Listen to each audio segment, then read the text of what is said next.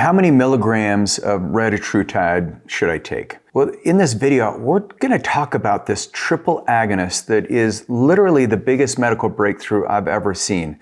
The GLP-1s, for good reason, have been at the forefront of any medical journal that you can read in the last 3 years, and almost as exciting as AI. For many of you, the GLP-1s in the peptide world is far more exciting than ChatGPT. However, I love both of them. But so what I'm going to do is share with you some of the dosing in the literature.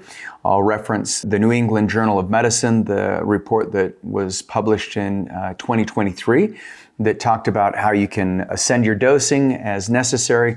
And then we'll talk about the outcomes and why this may be the peptide that can change your life and change your metabolism and extend your life. So let's jump in.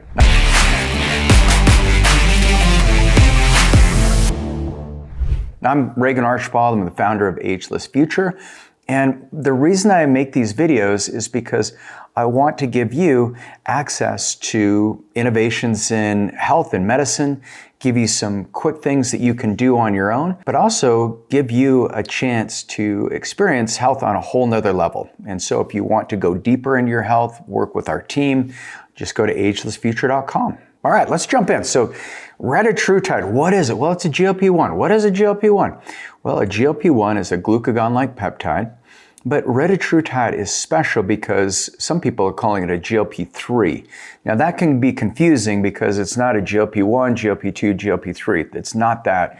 It's a GLP-1, it's GIP, and it's glucagon. So it's 3 molecules that are stacked together. And when you'd use these molecules independently, so researchers tested GIP. GIP stands for gastric inhibitory polypeptide.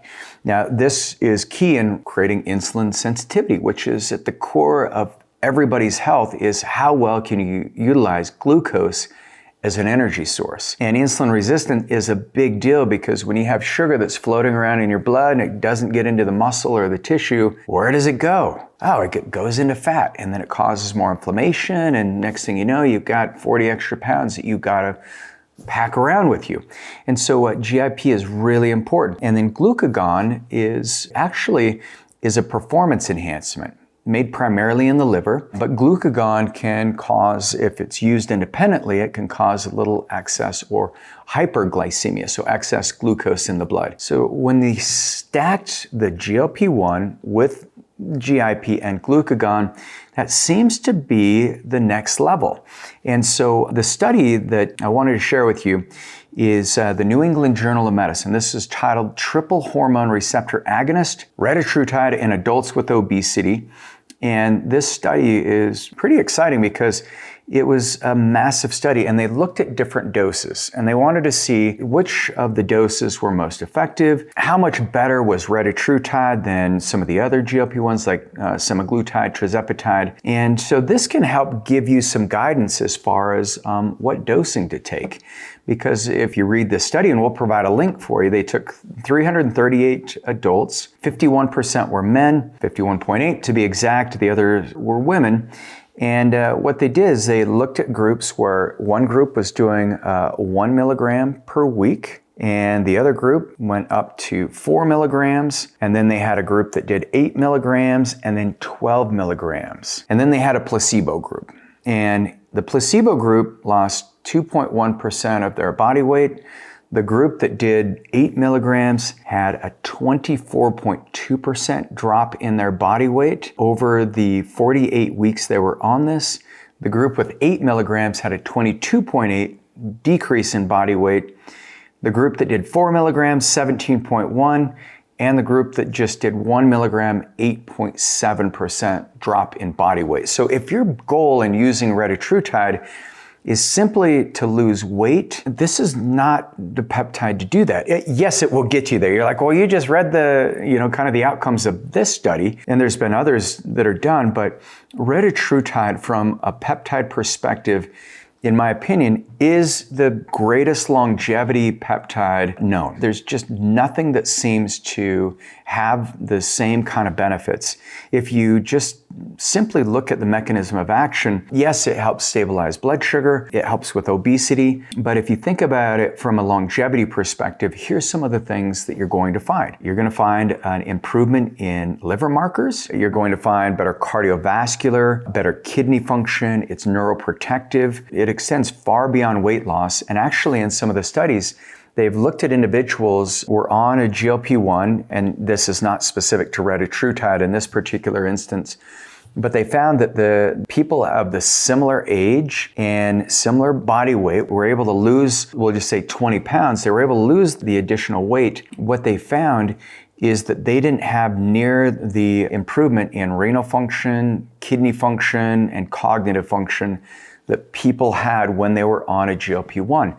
So for those of you who are like, oh, it's just because of the weight loss, that's what causes the longevity effects that kick in. It goes far beyond that. The data is actually very compelling. So some of the things that you'll find is the appetite suppression that can drive significant weight loss, but they also found that people who have been using GLP-1s, they also had a lower incidence of heart disease, lower risk of cancer, lower risk of developing dementia and Alzheimer's.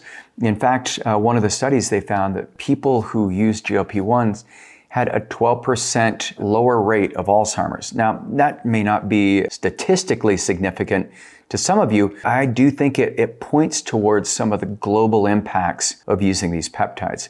Now, why Retatrutide? When you're looking at dosing, what's the outcome? That's the question I've got for you. What do you want to accomplish with it? If you're somebody like me and you're like, I want to have as ideal of a health span as I can, and then if I can extend my life as I go by using these medical innovations, I'm going to take advantage of everything I possibly can. I just think it's reckless and it's a poor use of this beautiful thing that you have called the body if you're not finding ways of helping protect it and improve it.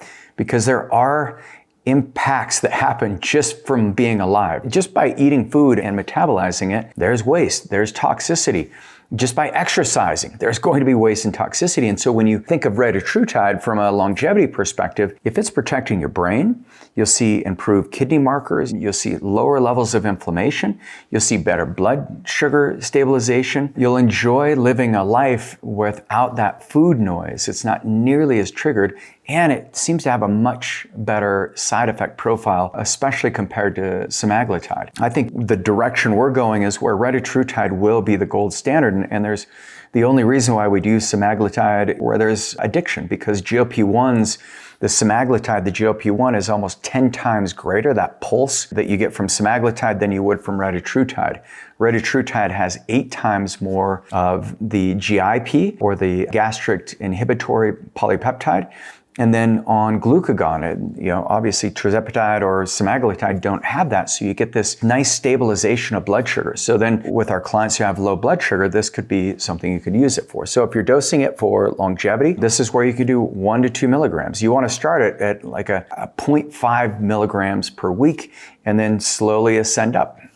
Go up to 0.5, do that for 3 or 4 weeks and go up to 1. But my team will help dictate what's going to be best for you. Make sure you're not getting Retatrutide from sources where the compounding may not be as pure, so the research use only, that may be problematic. We use 503A, 503B licensed compounding facilities. That's where we see the most robust gains from it. If you think of it for weight loss, the literature showed 12 milligrams per week. And that's enormous, but don't try to be fancy with it. A lot of people are doing these like microdoses where they're injecting like Retatrutide 3 times per week. It's not going to work the same way because you need a certain level of concentration of the peptide to activate the receptors. And if you're not doing that appropriately, and by the way, Retatrutide has a 144-hour half-life, so roughly 6 days. So by the time that 7th day rolls around, it's a good time to replenish it. What I find with most of our clients, they get to 1 milligram and that's perfect. Some need to go up to 2 or even 4. That's fine too. Just enough to get that therapeutic pulse. That's what you need to get these receptors activated. If you're somebody who just wants the performance-based, you want better cardiovascular function, you want to protect yourself against heart disease, kidney failure, I would stick to like the 1 milligram. I'd always stick to the lower dosing. That's going to yield the highest level of results. And then make sure you're using BPC 157, thymosin beta-4, some of the mitochondrial peptides. MOD-SC is amazing when you stack it with Retatrutide. Sloop 332, we found enormous benefits from that one as well. And then consider some kind of growth hormone releasing peptide. But if you love this video and you say, I want to go deeper, I really want to learn what the best dosing is for me and have personalized medical approach, all you need to do is go to agelessfuture.com, get your blood labs ran, and then we'll put together the perfect peptide stacks for you, where every month you're working on new pathways and optimizing your health. Thanks so much for being on the show. I'll see you in the next video.